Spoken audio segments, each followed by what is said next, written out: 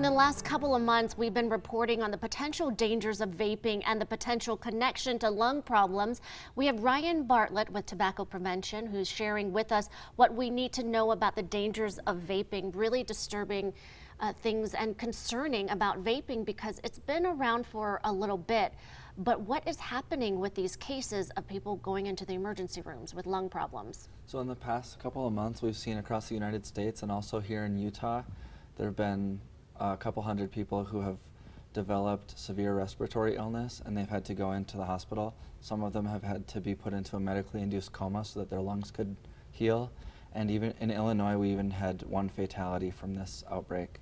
A very serious problem that we don't quite know the answer to of why is this happening all of a sudden in the last couple of months? What's going on?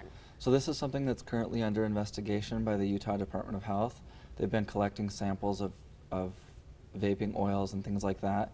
We're not sure if there's been something added to the oils in certain products, or a lot of it has been linked to THC and cannabinoids that people have been putting in cartridges onto their vaping pens. And you're saying that these aren't something that they get in the vaping store, that possibly these patients are modifying the device and adding THC to the vaping. Right, most of these cases have been linked to people who have bought a product off the streets, a lot of times containing THC, and have put this in the products that they're inhaling. These are lung issues. Have they been known to be long-term? What do we know the effects, short-term and long-term? So thankfully we haven't experienced any deaths in Utah from this up to this point. There are still people who have these symptoms, people who are in the hospitals, and we're not sure what the long-term effects are yet.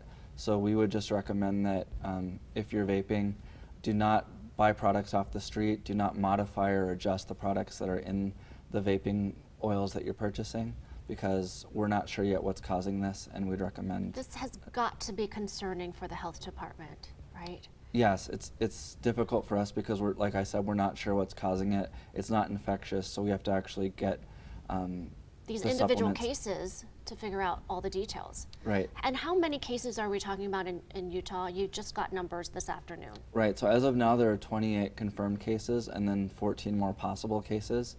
And we're looking into those and interviewing these people to find out what products they've been using, how often they've been using them, just kind of trying to track it back and see what's causing this. And you say there are more cases where they have gone to the hospital but can't necessarily confirm the link. Right. Yeah. What is the message for parents and kids out there who might be using? So for kids who are using, we recommend to stay away from vape products altogether. This is not something youth and young adults should be using because their brains are still developing, and it can affect memory and learning and can also prime the brain for addiction to other substances. So if you're under 25 years old, don't use it all. If you've never used any tobacco products before, don't use it. If you're pregnant, don't use these products either. And we'd also recommend for those who are currently vaping, who are concerned about this, to stay away from vape products for the time being. Ryan, thank you so much. If people want to know more information about this and keep up to date with the number of cases here in Utah and across the country, where can they go? You can visit the Utah Department of Health website. That will have all the updated information on it. All right, Ryan, thank you so much. And we'll be talking to you soon periodically as these cases come in.